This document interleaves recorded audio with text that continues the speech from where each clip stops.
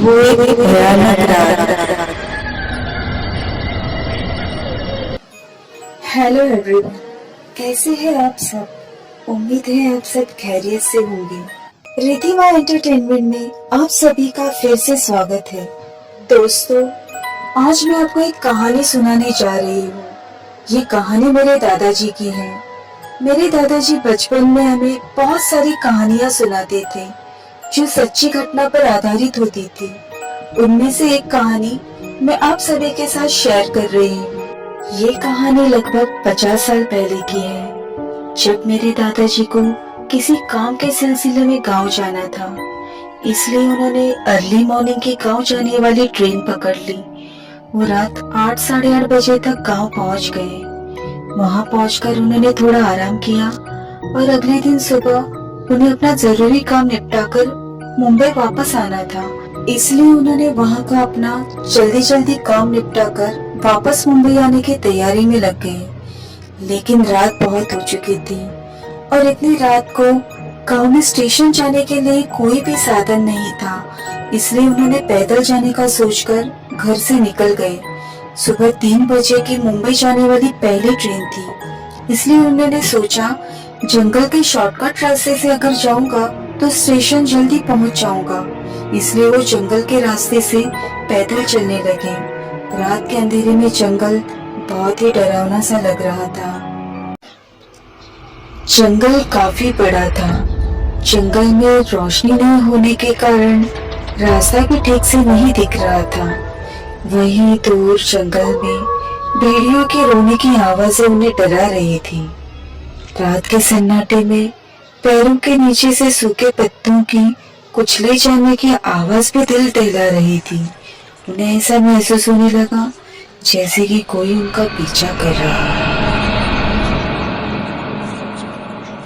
वो मन ही मन भगवान का नाम स्मरण करके आगे बढ़ने लगे, लेकिन रास्ता तो खत्म होने का नाम ही नहीं ले रहा था। इतने में ही उन्हें दूर एक छोटे बच्चे के रोने की आवाज सुनाई दी। वो हैरान होकर सोचने लगे, इतनी घने जंगल में बच्चे की रोने की आवाज कहाँ से आ रही है। उन्होंने यहाँ वहाँ देखना शुरू किया। उन्हें दूर एक दिए की रोशनी नजर आई। वो एक जर्जर झोपड़ी में चल रहा था। वो ये सब हैरानी से देख रहे थे और उन्हें डर भी लग रहा था कि अब तक यहाँ कुछ भी नहीं था। फिर अचानक यहाँ झोपड़ी कहाँ से आ गई। झोपड़ी काफी दूर थी, लेकिन बच्चे की रोने की आवाज साफ साफ सुनाई दे रही थी। अब तो उन्हें यकीन हो चला था कि वो किसी माया के प्रभाव में फंस रहे हैं। उन्होंने वहां रुककर और देखना मुनासिब नहीं समझा। वहां से निकलना ही ठीक समझा। जैसे ही उन्होंने चलने के लिए अपने पैर उठाए, उन्हें महसूस हुआ कि उनके पैर भारी हो रहे हैं। तभी एक हैरान कर देने वाला वाकया वहां पर हुआ। किसी की मधुर आवाज उनके कानों पर पड़ी, जैसे कि कोई अपने बच्चे को लोरी सुना रहा हो।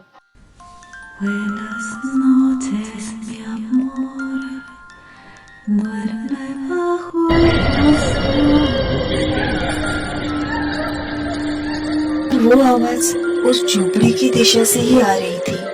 उन्हें महसूस होने लगा कि वो आवाज बहुत करीब सुनाई दे रही है, जैसे कि वो झोपड़ी उनके पास ही आ रही हो।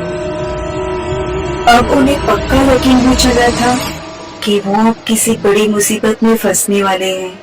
उन्होंने सोचा जितनी जल्दी हो सके इस छलावे से दूर निकलना ही बेहतर है।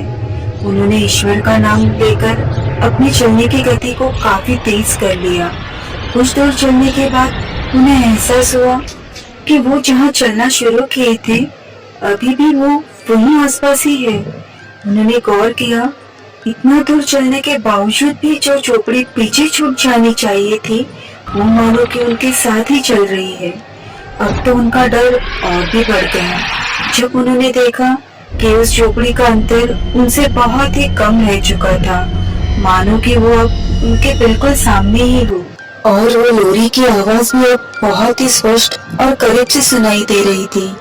उस लोरी की आवाज में ऐसा डरावनापन था जो किसी भी इंसान के धड़कते हुए दिल को भी रोक दे। ऐसा लगा कि ये तो सिर्फ शुरुआत है।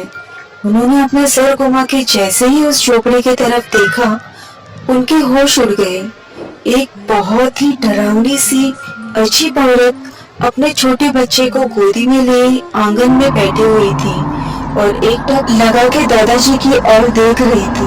दादाजी को यह महसूस हुआ जैसे वो उन्हें अपने पास ही बुला रही है।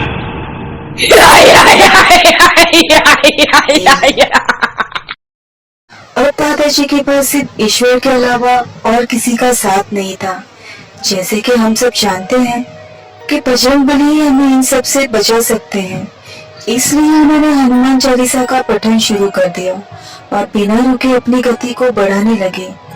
जैसे जैसे वो हनुमान चालीसा का पठन कर रहे थे, उन्हें महसूस हुआ कि वो लोरी की आवाज धीरे धीरे कम हो रही थी और जो झोपड़ी उनके समीप आ गई थी, वो मानो अब उनसे दूर होती जा रही थी। अपने डर पे काबू पाते हुए वो बहुत तेज गति से स्टेशन की दिशा में आगे बढ़ने लगे। उन्हें दूर एक बत्ती का उजाला दिखाई दिया। रोशनी खूब दूर चमक रही थी। उस चमकती हुई रोशनी को देखकर उन्होंने एक अंदाजा तो लगा लिया कि वो अपनी मंजिल से अब कुछ ही दूरी पर है। उन्होंने चलना नहीं रोका और आगे बढ़ते गए। चलते चलते उन्होंने अब पीछे मुड़कर देखा और राहत की सांस ली कि अब वो उस छलावे के हद से बाहर आ चुके थे। अब उन्हें स्टेशन के बाहर जलती हुई बत्ती कुछ दूरी से एकदम साफ साफ दिखाई दे रही थी। वो आगे बढ़ते रहे और कुछ कदम चल के वो स्टेशन पहुंच गए। स्टेशन पहुंचकर उन्होंने भगवान का आभार व्यक्त किया कि आज उन्होंने मुझे एक बहुत बड़ी मुसीबत से बचा लिया। टिकट काउंटर पर जाकर उन्होंने मुंबई जाने वाली पहली ट्रेन की टिकट निकाली और जब प्लेटफॉर्म पर जाकर देखा तो गाड़ी पहले से ही लगी हुई थी। उन्होंने एक जनरल डिब्बे में जाकर विंडो के करीब की सीट पकड़ ली। थकान के कारण उनकी आंख लग गई और कुछ ही समय में ट्रेन भी शुरू हो गई। ट्रेन शुरू होते ही ठंडी हवा के झोंके से उनकी आंख खुल गई।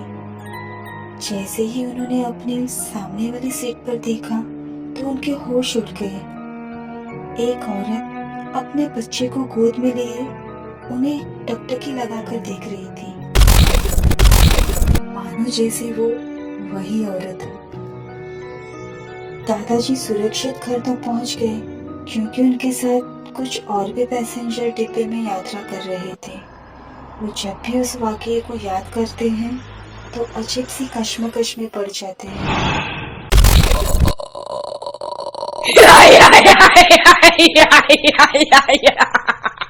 दोस्तों, आपको मेरे दादाजी की कहानी कैसी लगी हमें कमेंट्स करके जरूर बताइए। Please subscribe to my channel to support me and don't forget to like and share my videos so I can make more stories for you.